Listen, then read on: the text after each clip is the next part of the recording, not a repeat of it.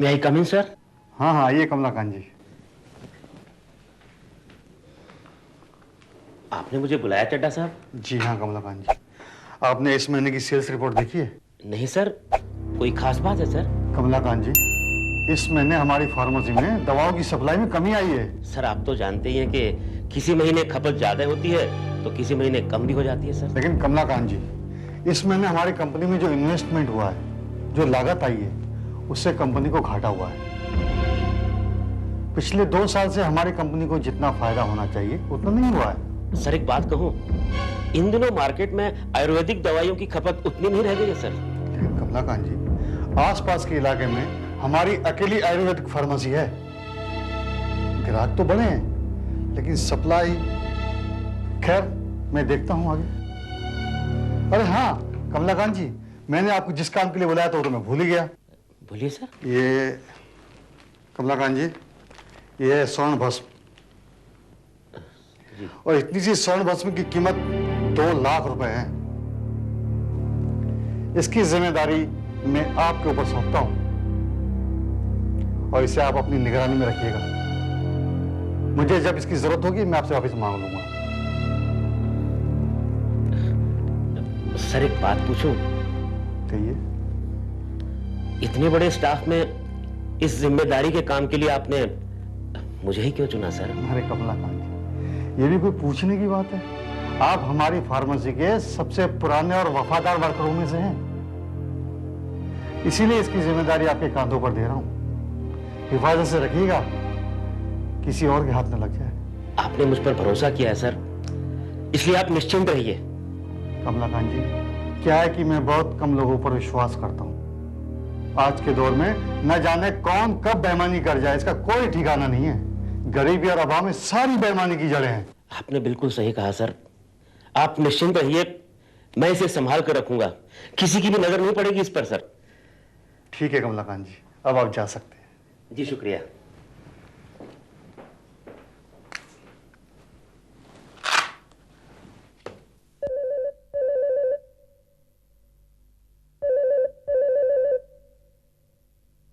Hello, कौन? नमस्ते भाभी जी, डॉक्टर गजेंद्र बोल रहा हूँ। नमस्ते डॉक्टर साहब, कैसे हैं आप? ठीक हूँ, बस अचानक आपकी याद आ गई तो सोचा बात करूं। मेरी याद? हाँ, आप तो जानती ही हैं मैं अकेला हूं ना, और आपसे मिलकर इतना अच्छा लगा कि बता नहीं सकता। अच्छा ये बताइए कि कमलाकांत जी ने क्या सोचा है?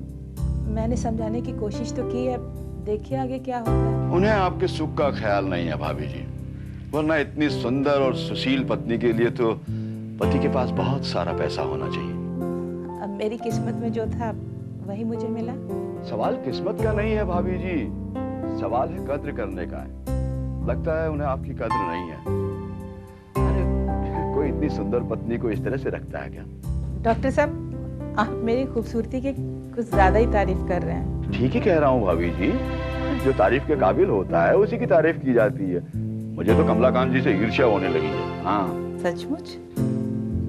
अब क्या बताऊं मैं आपको, जब से देखा है तब से आपका चेहरा मेरे सामने घूम रहा है। डॉक्टर साहब, आपसे मिलके अच्छा तो मुझे भी लगा। भाभी जी, जब दो अच्छे लोग मिल जाएं तो उनके बीच दूरी नहीं रहनी चाहिए।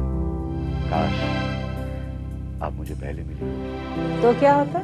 अब इस उम्र में चांद तारे तोड़ने की बात तो नहीं कर सकता मैं। हाँ, इतना दावा जरूर करता हूँ कि दुनिया भर की खुशियां आपके कदमों में डाल देता मैं। अब इन बातों का कोई मतलब नहीं है डॉक्टर साहब, जो भी है जैसा भी है निभाना होगा।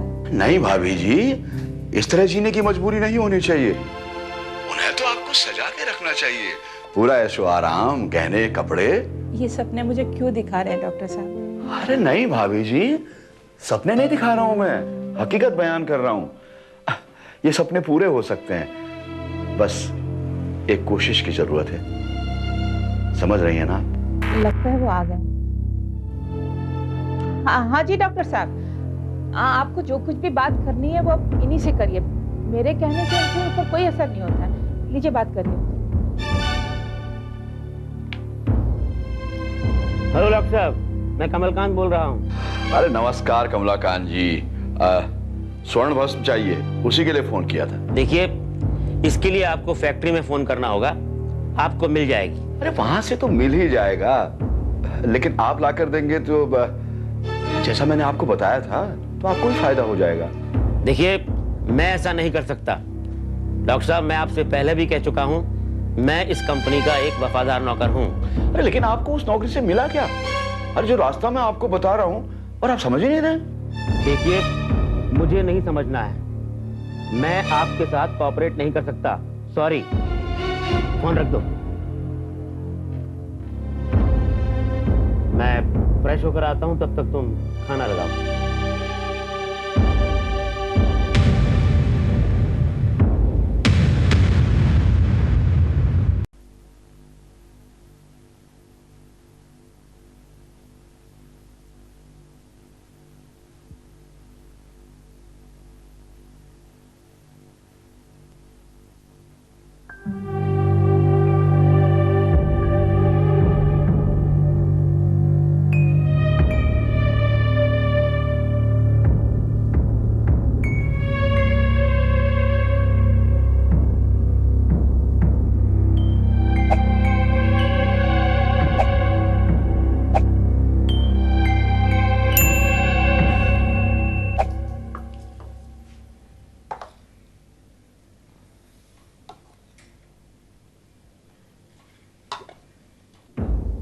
ये क्या रत्ना, आज खाने में सिर्फ दाल चावल ही बनाए हैं? जो था वो बना दिया।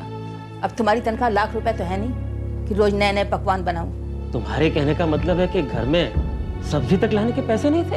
होते तो लाती नहीं क्या?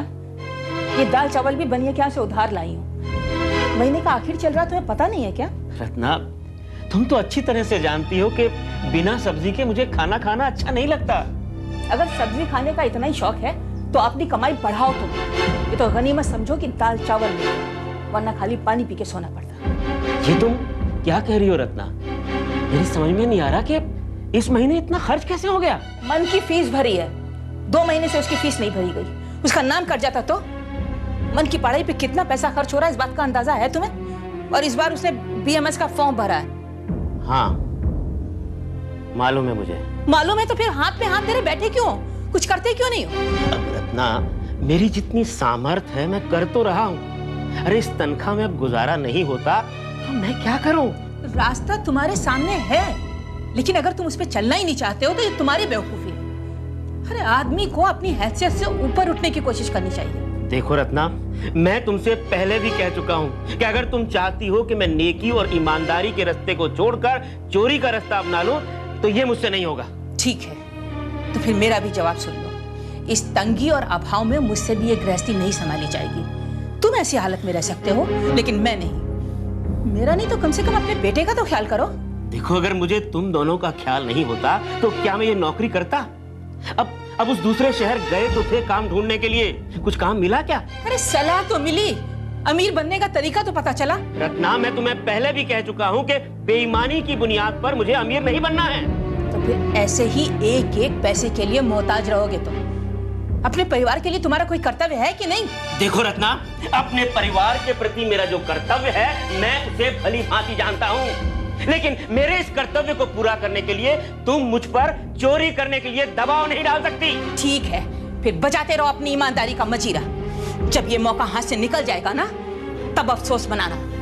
अरे डॉक्टर गजेंद्र बेचारे बार बार फोन कर रहे हैं, क्यों, किस लिए? मैं क्या जानूं? सिर्फ इसलिए कि उनका मुझसे, मेरा मतलब है हम लोगों से लगाव है। वो चाहते हैं कि हम लोग अपनी मजबूरी को, अपने हालात को समझें। हर मजबूरी इंसान से कुछ भी करा सकती है। घर आई हुई लक्ष्मी को ठुकराना नहीं चाहिए। डॉक्टर साहब जो कह रहे हैं उसे एक बार करके क्यों नहीं देखते हो तुम? डॉक्टर साहब, डॉक्टर साहब, डॉक्टर साहब, मुझे तो ऐसा लगता है कि डॉक्टर गजेंद्र को तुमसे मिलवाकर मैंने बहुत बड़ी गलती की है। अरे किसी डॉक्टर गजेंद्र के कहने पर मैं अपना धर्म ईमान नहीं बेच सकता हूँ, चाहे मुझे भूखा ही क्यों ना मरना पड़े। समझ गई तुम?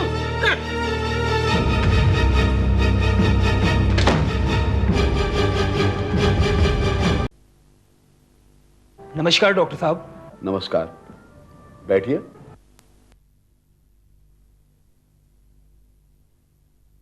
हाँ बताइए, क्या बात? डॉक्टर साहब, पिछले 1 महीने से यहाँ कभी कभी बहुत जोर का दर्द उठता है।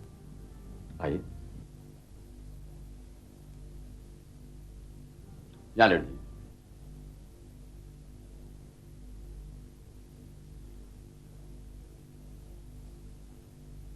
यहाँ जी इस जगह? जी हाँ, बिल्कुल ठीक जगह है। आजकल दर्द इतना ज्यादा नहीं होता है, लेकिन कभी कभी इतना तेज दर्द उठता है कि बर्दाश्त ही नहीं होता। पथरी है आपको? आइए।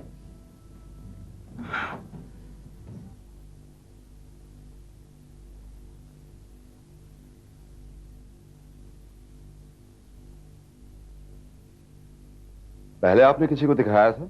जी, एक एमबीबीएस डॉक्टर है, उनको कुछ दिन पहले दिखाया था। उन्होंने भी कहा था पथरी है, कहा था कि ऑपरेशन करना पड़ेगा। तो आपने ऑपरेशन क्यों नहीं करवाया? मेरे एक दोस्त ने कहा था कि आयुर्वेद में इसका इलाज बगैर ऑपरेशन के है, इसीलिए आपके पास आया हूँ। हाँ, आयुर्वेद में इसका इलाज तो है, लेकिन उसमें थोड़ा वक्त लगता है। मैं आपको कुछ दवाएं देता हूँ, वो अंदर ही अंदर आपकी पथरी को गला देगा। कितना टाइम लगेगा डॉक्टर साहब? अब ये तो रेगुलरली दवाइयां लेने पर और आपके परहेज पर डिपेंड करता है। बीज वाली सारी सब्जियां आपके लिए बंद हो जाएंगी, और कोशिश कीजिए जितना ज्यादा पानी पी सके। मैं आपको भी कुछ दवाइयां देता हूं हफ्ते भर की।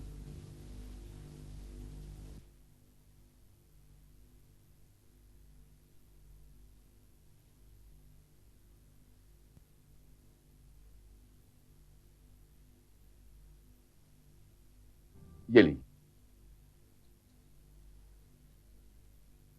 इन दवाओं को सुबह दोपहर शाम आप लीजिए रेगुलरली, और 7 दिन के बाद फिर मुझे दिखाने आइए। ठीक है डॉक्टर साहब। आपकी फीस? 300 रुपये। 300 रुपए? हफ्ते भर की दवाई के 300 रुपए? ये तो बहुत महंगी दवाई है डॉक्टर साहब। क्या आपको लगता था कि आयुर्वेद का इलाज इतना सस्ता है? आयुर्वेद की दवाएं जड़ी बूटियों से तैयार होती हैं, और ये जड़ी बूटियां ये इलाज तो एलोपैथी के इलाज से भी महंगा हुआ डॉक्टर साहब। अरे एलोपैथिक इलाज में होता क्या है? सिर्फ सिरप और पाउडर, बात बात में सिरिंज, इंजेक्शन। भाई साहब, आयुर्वेदिक दवाओं में बहुत खर्चा होता है। कई दवाएं तो ऐसी होती हैं जो स्वर्ण भस्म से तैयार होती हैं, मतलब सोने को जलाकर उसकी राख से। अब ये तो महंगी है। मुझे तो लगता था कि आयुर्वेद का इलाज काफी सस्ता है। इस महंगाई के जमाने में आप सस्ते की बात कर रहे हैं? आजकल हर इलाज महंगा हो गया है, और ये हमारी दवाएं तो प्राकृतिक जड़ी बूटियों से बनती हैं, इसका कोई साइड इफेक्ट भी नहीं होता। जी समझ गया। आजकल लोग इसी वजह से आयुर्वेदिक इलाज कराना ज्यादा पसंद करते हैं। मेरी पथरी तो ठीक हो जाएगी ना? अरे आप निश्चिंत रहें भाई साहब, पिछले 25 साल से मैं इलाज कर रहा हूँ और कितने ही मरीज ठीक कर चुका हूँ। आपको निश्चित ही फायदा होगा।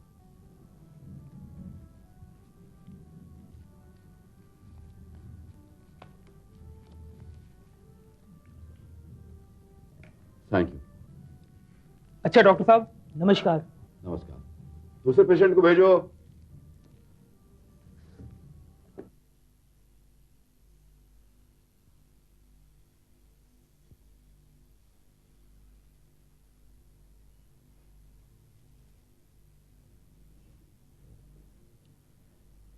Good morning Balwant Singh ji. Good morning Kamlakant जी, गुड मॉर्निंग। कहाँ चले गए थे केशव साहब? बैंक चला गया था, चड्ढा साहब ने कुछ रुपए मंगवाए थे। इस महीने हम लोगों की सैलरी तो टाइम पर मिल जाएगी ना? अरे पहले महीना तो पूरा होने दीजिए। ठीक है।